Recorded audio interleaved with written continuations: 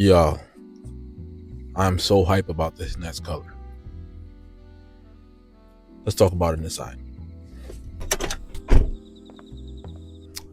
Alright, so boom. The next color on the series is brown.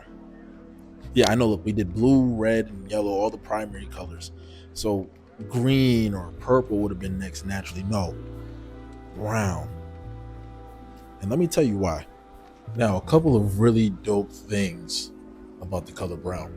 So unlike secondary colors where like two primary colors come together to make that color like green or purple, brown is a mixture of all of the colors. Like all of them. Brown is not on the color wheel. I'm brown. Also, the Japanese don't have a word for brown. If that's not true, don't come at me. That was Google. All in all, I think my favorite thing about this color is that it represents affection, closeness, among other things. But I tie all of that into love. So this is what it sounds like to me. Brown sounds like love, love.